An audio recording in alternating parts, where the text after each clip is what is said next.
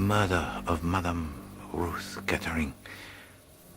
The attempted murder of Mademoiselle Catherine Gray. All of this is the work of an intelligence formidable, and it moves amongst us now.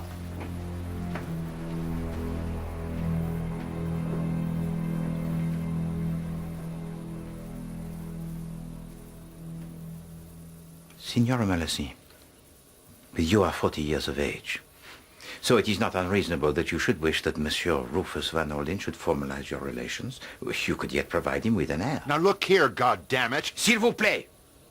This mauvais moment for you all can only be prolonged by interruption.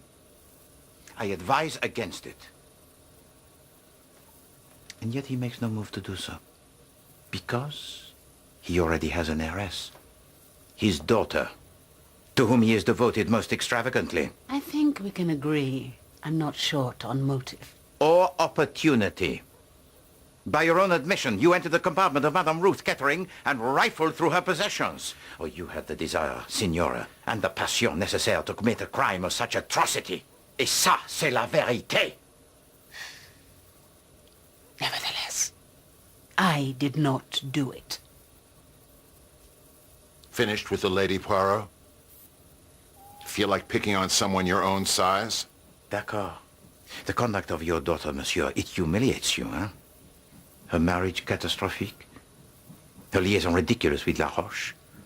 Oh, how simple it would have been for you to board a train in Paris, to mete out punishment to your daughter, so that the two women in your life who had let you down, your wife and your child, should never be reunited.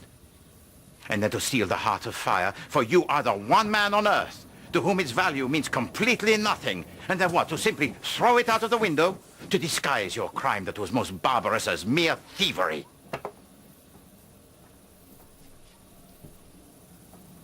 Will you please stop buggering about and just say which one of us is the bad egg? God's sake, man, we all know it was me. Then how did you manage to attack me? You were locked up. It wasn't you, and we know it wasn't you. So will you stop showing off and let Monsieur Poirot finish what he has to say? My turn. Forgive me, Mademoiselle Gray. You told to Poirot the story most tragic of your childhood, huh? And of the man whose empire most evil trampled into the grave your father, Monsieur Rufus Van Orden. But you can never make him know the agony of the loss that you have known, because he has no father. But he has a daughter. That's enough, monsieur. We appreciate the democratic nature of the exercise. We all get a pasting. But Miss Gray clearly didn't attack herself. And I think you should desist.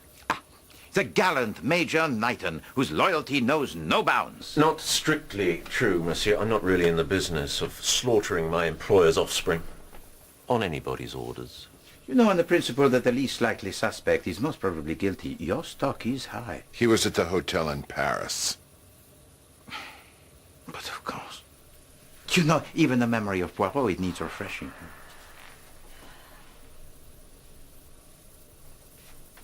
Lady Templin, our consummate hostess. Alas for you that you are embarrassed financially. How dare you? Is it possible that you dispatched the wrong woman? What are you drivelling about? Oh, surely you meant to kill Mademoiselle Catherine Gray. Oh, should she die before her return to England to make a will, you would be the rightful inheritor of the estate. Rot! And bloody cheeky, if you don't mind my saying so. And Mademoiselle Lennox, instructed by your mother to make the great friendship with Mademoiselle Gray. You also... We're broke. And yet you travel in the Pullman car of the Blue Train. The bill for that is on my desk. Can't pay it. Royally buggered. But I was planning to touch her for a cheque, monsieur. Not murder her for her inheritance. Does this make things awkward between us? Oh, no, not at all. Oh, I am glad. You're really rather fun. I wouldn't want you to feel you couldn't come again. Ça suffit!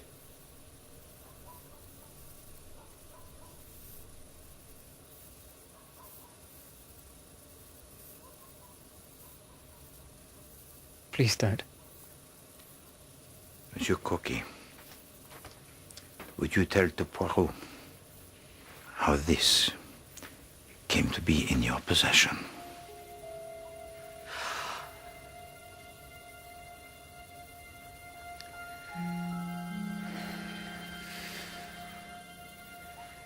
I skipped off the train for a fresh bulb. I was just about to get back on when, blow me, there it was, just sitting there on the rail, all sparkly.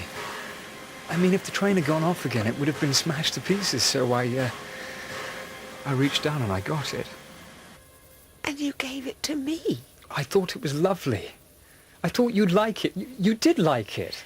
But, darling, even you in your indestructible innocence must have wondered what it was doing there. No?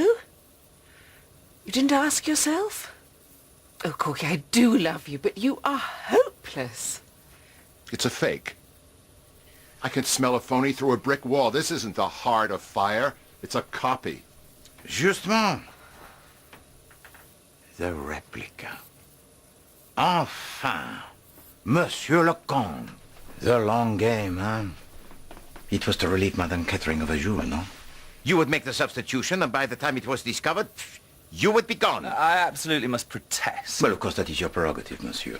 But far better for Poirot to expose you as a thief and charlatan than as a murderer. Do not speak. Let Poirot tell. Vraiment, it is simpler. Having successfully extracted the combination of the strongbox from Monsieur Kettering, you hasten to the compartment of his wife, taking the champagne.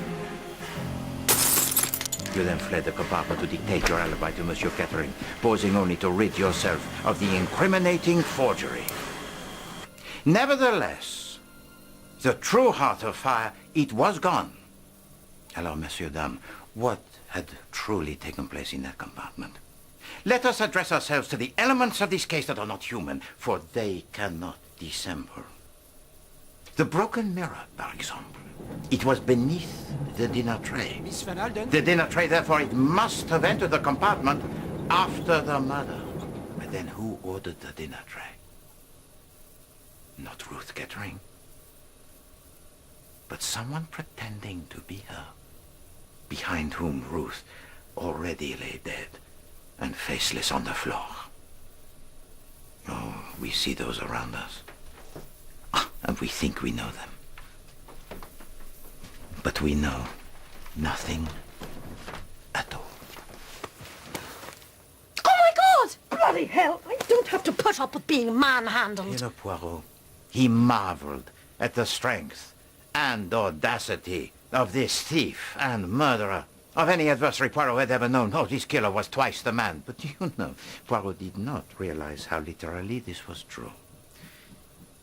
For mes amis, this murderer is not one person, but two persons, working together, sharing the same passion, the same sickness. I talk, of course, of Ada Mason, but also of the man who is her lover. And this man, he thinks he can escape Poirot. Not so.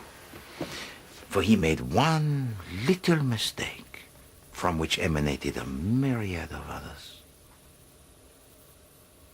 He fell in love. And for his partner, this was unendurable. For jealousy, as it so often does, throws open the door to murder.